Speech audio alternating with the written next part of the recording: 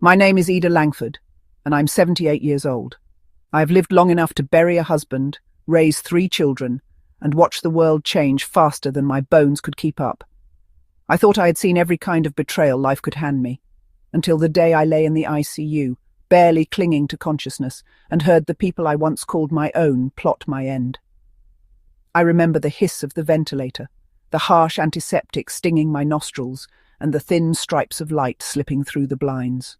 Somewhere between the machines and the silence, I heard voices. My children's voices.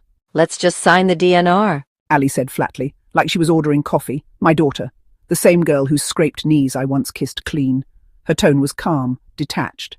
The mortgage payments aren't going to make themselves. Then came Travis, my oldest, grumbling about mortgages and savings as though my breath was a bank withdrawal. She's still breathing. Give her a chance. And Micah, sweet Micah, his voice cracked like glass under pressure. She's still breathing. Give her a chance. His words trembled, but they were the only ones that still sounded like love. I wanted to scream, to rise, to shake them and ask how they could trade their mother's life for numbers on a page. But my body was too heavy, pinned by wires and pain. And then, just when I thought my heart couldn't take more, Ali's hand smacked Micah across the face. The sound was small but sickening, like a bone snapping under weight. That's when I knew. If I lived, nothing would ever be the same again. But in that sterile room, with betrayal seeping through the air, a spark flickered inside me. If I made it out alive, they would regret underestimating me. Long before the hospital bed, before the hiss of machines, I had already given away pieces of myself for Ali and Travis. I remember the day as if it were tattooed on my skin. The day I walked down crooked cobblestones with my wedding rings tucked in my palm. Those rings were all I had left of Samuel, my husband. Gold, worn thin from years of dishwater and garden soil, but still mine. When I pushed open the pawnshop door, a brass bell jingled as if mocking my heartbeat. The clerk weighed them without a word, his eyes cool and distant, calculating metal instead of memories. I swallowed hard as he slid a stack of bills across the counter. Rubber, ink, no trace of the vows I'd whispered decades earlier. Just money. Enough to cover Ali's first semester at university, enough to keep her dreams alive while I buried mine. That night, I slipped the envelope into her dorm mailbox. My hand shook as I pressed my lips against it, sealing my love with tears. Inside was a note, just 4 words. I believe in you. When Ali opened it, I waited for gratitude, maybe even a hug. Instead, she rolled her eyes. You're so domineering, Mother, like some relic from the 1950s. The word domineering cut deeper than any knife. I wasn't domineering. I was a mother, a woman trying to make sure her child never went without. Yet in her eyes, I was nothing more than a fossil, an obstacle she resented. I swallowed that insult like poison, hoping time would heal it. It never did. Ida thinks of that word, domineering, while lying in the ICU bed. But this time the sting is sharper, because now she realizes Ali doesn't just see her as a relic. Ali sees her as disposable. If Ali's disdain cut me, then Travis's recklessness nearly destroyed me. My oldest boy, with his sharp jaw and restless eyes, was always chasing risks as if safety was a disease he wanted to avoid. I remember the night I got the call. Bitter cold, frost biting at the windows, the sheriff's voice heavy with disappointment. Mrs. Langford, your son's in custody again. Bail is posted at the courthouse. I wrapped my scarf tight and drove through icy streets, my knuckles white on the steering wheel. There he was, standing in the holding area, his face hollow, cuff marks red around his wrists. He didn't look sorry, just impatient. When the clerk slid the bail papers toward me, my hands trembled. I signed anyway. I promised the judge I would be responsible for him. To cover the cost, I took out another loan against my pension, the same pension I was supposed to live on in old age. To cover the cost, I took out another loan against my pension, the same pension I was supposed to live on in old age. The next morning, when Travis walked back through our front door, I expected at least a thank you. Instead, he dropped his bag on the floor and muttered, You're such a moral obstacle, Mother. Moral obstacle. The words echoed down the hallway long after he slammed the door shut behind him. I stood there, heartbroken, realizing my love had become his inconvenience. And now, as I lay in that sterile ICU bed, with machines doing what my body could not, I heard his voice again, cold, detached, bargaining my life away for mortgage payments. All those loans, all those signatures, all that love, reduced to a line item in his financial plan. Ida's mind begins to turn from grief to steel. If Ali called her domineering and Travis called her an obstacle, maybe it was time to show them exactly what a mother's will could do. Of all my children, Micah was the quietest, the one people overlooked. While Ali sharpened her wit like a blade and Travis burned through life like wildfire, Micah stayed in the corner with his pencils and sketchbooks. When storms rattled the roof, he would crawl under my arm, trembling until my lullabies drowned out the thunder. He was fragile, tender, so much so that even Ali mocked him. He's pathetic, Mum, always drawing little cartoons while the rest of us live in the real world. I remember the sting of that word, pathetic. I told her firmly, his dreams are not childish, they're visions. But still, her words lingered, dripping poison into the silence. Micah never answered her cruelty. He just kept drawing, filling notebooks with hidden worlds. And sometimes, when he'd show me a page, I would see myself there, a small woman in a vast storm, holding a lantern against the darkness. His lines were shaky, but his meaning was clear. He saw me. He saw me. And now, in that ICU room, when Ali's palm cracked across his face for daring to defend me, my heart broke and burned all at once. His cheek swelled purple, yet he didn't strike back. He just stood there, eyes wet but defiant, whispering, "She's not gone. She's still here." That was the moment something shifted inside me. Ali and Travis saw me as a burden. Micah saw me as a beacon, and if I survived, I swore to myself, I would not leave my legacy to cruelty. I would leave it to the only one who still remembered how to love. Ida's fingers twitch against the hospital sheets. For the first time since her collapse, she feels control returning.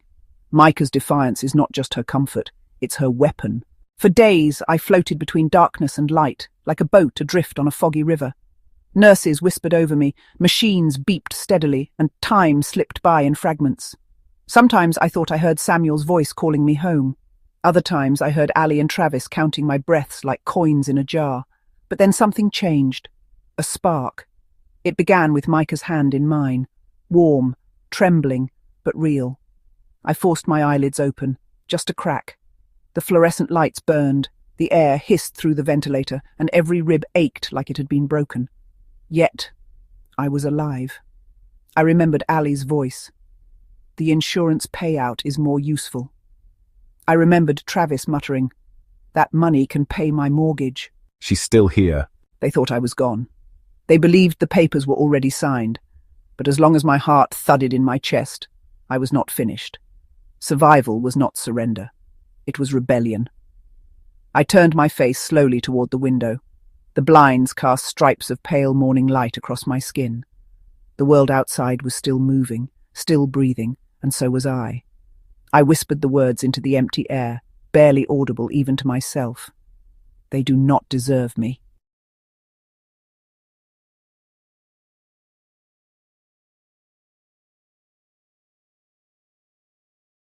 For the first time, they realized I was awake. Ida's voice, fragile but clear, slices through the silence, and with it, the balance of power in the room begins to shift. Lying there, barely stitched to this life, I felt the weight of years pressing down on me.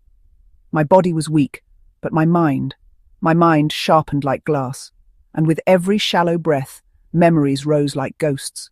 I saw myself in factory blues, working double shifts to cover rent and still put food on the table.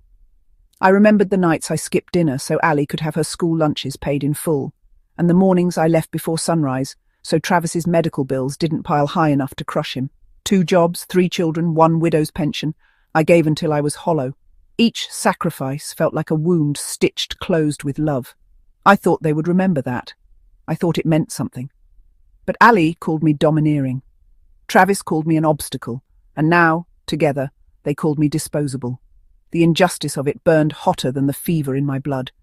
But I let it settle in me, not as despair, but as fuel. They thought my silence meant surrender.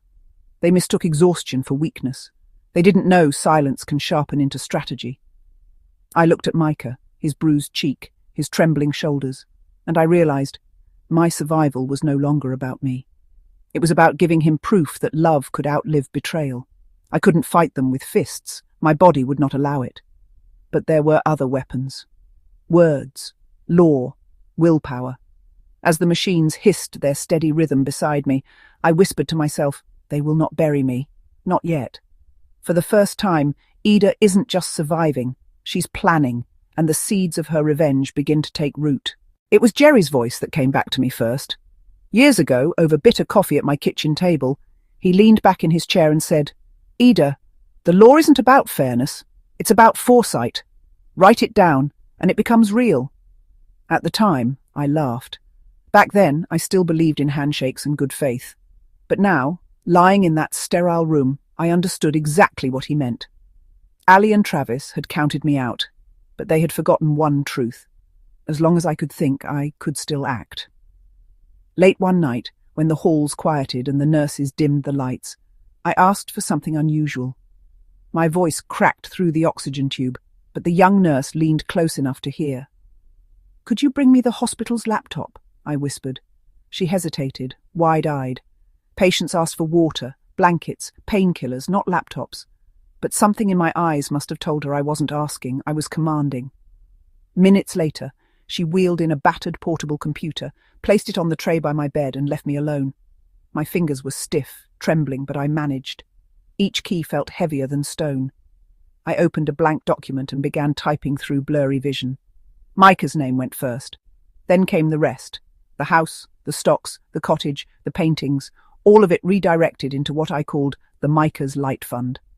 A trust designed to protect the gentle ones, the overlooked ones, the children who, like Micah, knew what it meant to stand alone. And then the clause, the one that made me smile through the pain. If Ali Langford or Travis Langford contest this will, they forfeit their inheritance entirely and must pay double its value into Micah's Light Fund. It wasn't cruelty, it was justice. By the time I encrypted the file and attached it to Jerry's email, my hands ached, my body screamed, but my soul felt alive again. The email sends, a simple click, and with it, the entire balance of her family's future shifts, though they don't know it yet. Morning came with the shuffle of nurses and the clatter of breakfast trays. But that day, there was another sound, a firm knock on the doorframe. Jerry stepped in, dressed in his usual grey suit, tie perfectly knotted.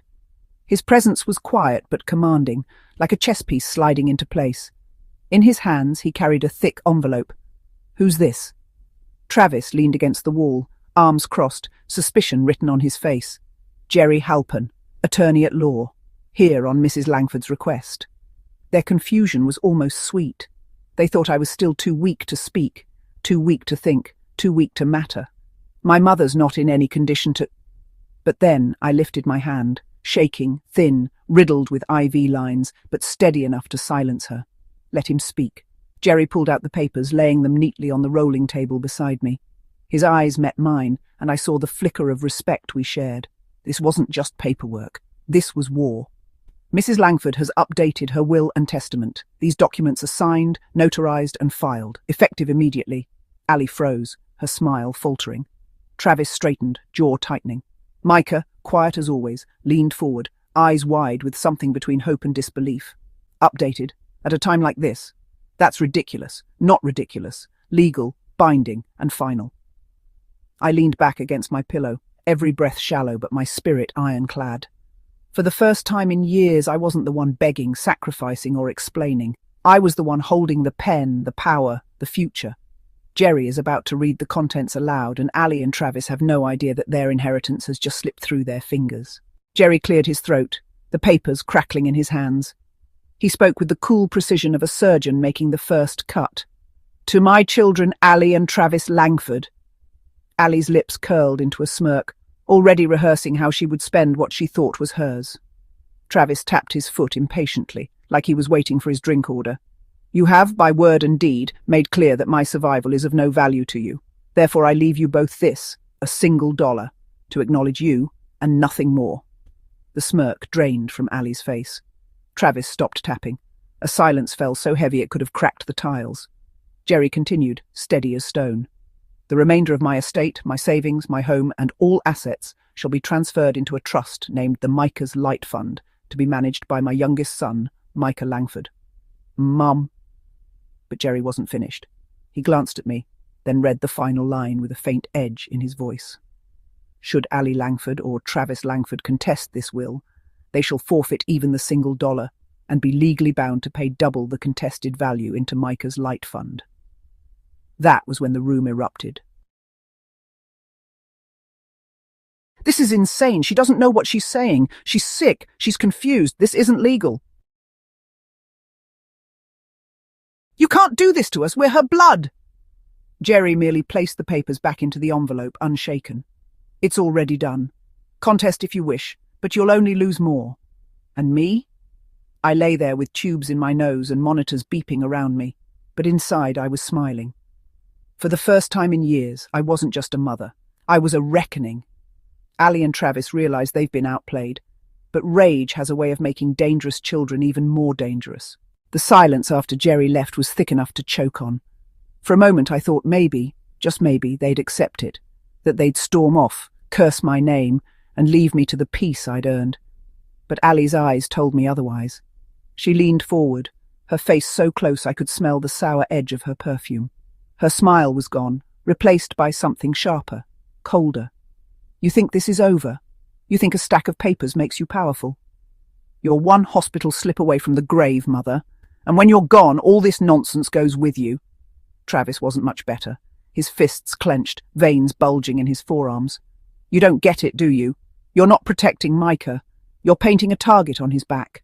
That money was ours. You robbed us. Micah flinched, his sketchbook falling from his lap to the floor. Pages of soft drawings, lanterns, stars, tiny figures standing against storms, scattered like feathers. He bent to pick them up, but Ali's heel came down hard, grinding one page into the linoleum. The sound ripped through me, more than their words, more than their greed. It was that simple act of cruelty, crushing what he loved, that ignited something raw inside me. My body was weak, but my voice rose, cracked and furious. Enough! The machines beeped wildly, nurses rushing in, but my words cut through them all. You will not break him. You will not steal from me. I gave you life, and you spat it back in my face. But mark this day. My will lives longer than my body, and every time you try to fight it, you'll only feed the very legacy you hate. Ali's mouth opened, but no sound came out. Travis took a step back, eyes dark, but uncertain. For once I saw fear in them, not of me, but of the truth I'd set in motion. Micah knelt by my side, clutching my hand as if it were a lifeline, and in that moment I knew they might rage, they might plot, they might claw at the walls of my legacy, but the war had already tipped. I was no longer just their mother. I was their enemy. Ali and Travis leave the hospital room in silence, but the look in Ali's eyes promises this battle is far from finished. It was past visiting hours when Ali returned. The hallways were empty, lights dimmed, and the hum of the ventilator was louder than ever. She slipped in silently, but her eyes were fire. No bouquet, no fake smiles, just a calculated storm, and I knew it before she spoke. Do you even understand what you've done? You've humiliated me, humiliated Travis. You think you can play God from this bed? I lifted my gaze slowly, weak, fragile perhaps, but my mind had never been clearer. I didn't humiliate you. I gave justice to the only one who deserved it. Her face twisted, venom leaking from her words. You'll pay for this. Everyone will see this as your final act of madness. You think Micah will hold your hand when the world comes crashing down? He's alone. I laughed quietly, a hollow, tired sound that carried the weight of decades. Micah isn't alone. He has truth, kindness, and integrity, something you've never understood. Ali's lips trembled, but it wasn't fear. It was fury. She reached for the laptop I'd left beside me, the one containing the Micah's Light Fund documents, but I grabbed her wrist before she could touch it. You do not touch what I have built, I whispered. Not now, not ever. She recoiled, eyes wide, and for a fraction of a second I saw doubt flicker behind the rage. For the first time she realized that my survival was not just a battle of flesh, it was a war of wills. Micah's presence at the doorway was all I needed. He stepped closer, holding my hand, silently reinforcing what I could not say in words. Together, we were unassailable. Ali's storm raged a little longer. Then, with a muttered curse, she stormed out. The hallway swallowed her fury, leaving only the hiss of the ventilator and the echo of our defiance. Ida knows the threat isn't over. Ali and Travis will try again, but she also knows the foundation she's built can't be shaken. The hospital days blurred together, each beep and drip a constant reminder of the life I had clawed back. But soon, I began to notice something extraordinary. Letters arrived, dozens at first, then hundreds. Warm envelopes, scrawled handwriting, typed notes, even postcards from strangers. Thank you for showing my son that kindness matters more than money. Your courage reminded me what integrity looks like. My children now see that life isn't transactional. They can't unlearn this lesson. I read each one slowly, letting the gratitude wash over me. Tears ran down my cheeks. Not for myself, but for the children who would benefit from the Micah's Light Fund. I had imagined revenge, yes, but this was far richer. It was redemption in motion. Neighbours I barely knew dropped off home-cooked meals. Friends I had thought distant stopped by to share memories, smiles and quiet words of admiration. One morning, a small group of parents and teachers arrived with handmade thank you cards from children who had never met me, but now would grow under the care of my chosen legacy. Micah would sit beside me, showing me each note, his small hand trembling as he held mine. He didn't need to speak.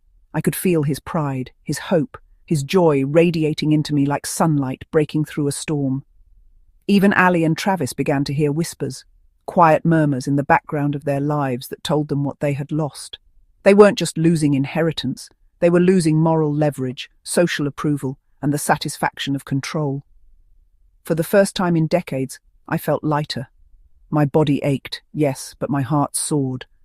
I was alive, and my life, my choices, had created something greater than bitterness, something lasting. Just as Ida begins to feel the warmth of public support, a new challenge emerges.